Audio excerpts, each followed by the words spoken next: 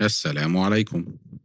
الأسبوع اللي جاي ممكن يكون من أهم الأسابيع في تاريخ الذهب خلال 2026، وده عشان حدث مهم جدا هيشكل اتجاه الأسواق للشهور الجاية. وفي أخبار جديدة من مضيق هرمز، وإن المشهد بدأ يتعقد جدا. عشان كده خليني أشرح لك كل حاجة بالتفصيل مع نبضة جديدة من نبض الذهب.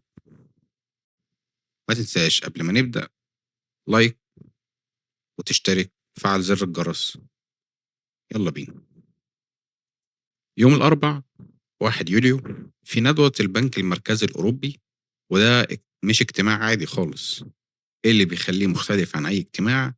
إن أول مشاركة علنية لكيفن وورش، الرئيس الجديد للبنك الاحتياطي الفيدرالي الأمريكي، ومعاه على نفس المنصة كريستينا رودريجو رئيسة البنك المركزي الأوروبي، أندرو بيلي محافظ بنك إنجلترا، وتيم ماكليف محافظ بنك كندا المركزي.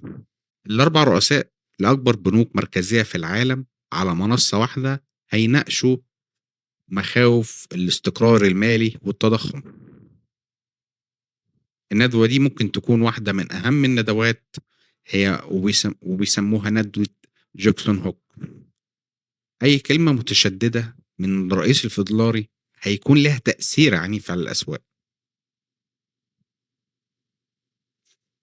وخلينا نبص على الأرقام الفعلية دلوقتي.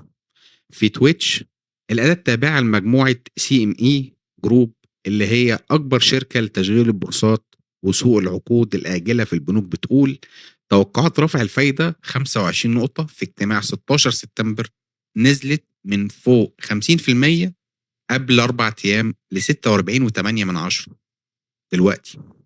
توقعات رفع 50 نقطة نزلت من 16 ل 12.6%. في المقابل توقعات التثبيت ارتفعت من 35 ل 40.6. ده معناه ايه؟ ده معناه ان الاسواق بدأت يصدق ان الفدلاري اللي ممكن ما يرفعش الفايدة في سبتمبر، وده ايجابي جدا لاسعار الذهب. السبب في التراجع صدور بيانات التضخم جاءت متماشية او اقل من التوقعات، وده بيدي امل ان الضغط التضخمي بدأ يقل.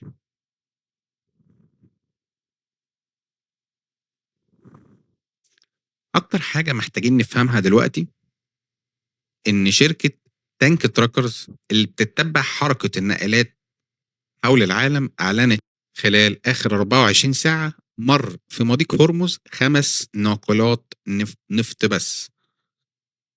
5. وده ما بيقولش انخفاض، بيقولوا توقف شبه كامل للملاحة. وفوق ده في استهداف جديد لناقلات النفط. توترات وصلت للبحرين والكويت كمان، وده بيؤدي لإيه؟ توقف الملاحة. ونتيجة لكده توقف الملاحة هيؤدي إلى رفع أسعار النفط، هيؤدي إلى ارتفاع التضخم العالمي. رفع التضخم العالمي هيؤدي لرفع الفايدة. رفع الفايدة هيؤدي إلى تراجع أسعار الذهب.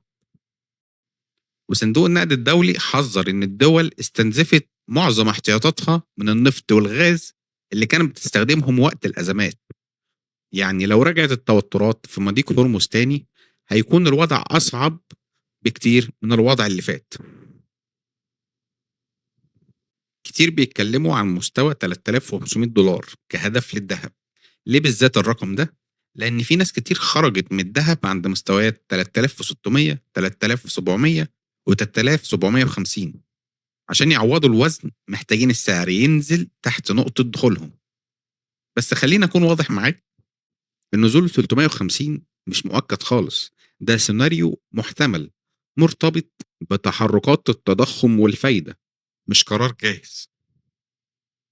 وأكتر من 12 مذكرة صدرت من بنوك ومؤسسات عالمية خلال آخر 10 أيام، وكلهم اتفقوا على حاجة واحدة بس: تحركات الذهب صعود أو هبوط مرتبطة أساسا بالتضخم والفايدة في الولايات المتحدة.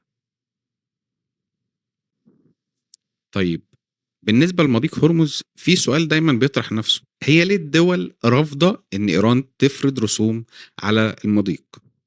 الإجابة ببساطة إن المضيق ممر بحري طبيعي ما بين إيران وسلطنة عمان. إيران مش هي اللي أنشأت المضيق ولا طورته ولا صرفت عليه، ده خاضع للمبدأ للعبور العابر للملاحة الدولية. آخر حاجة حابين نقولها الأسعار وإحنا بنسجل الفيديو. عيار 18 سعر البيع 4955، سعر الشراء 4910. عيار 21 سعر البيع 5780، سعر الشراء 5730. عيار 24 سعر البيع 6605، سعر الشراء 6550. الجنيه الذهب سعر البيع 46240، سعر الشراء 45840.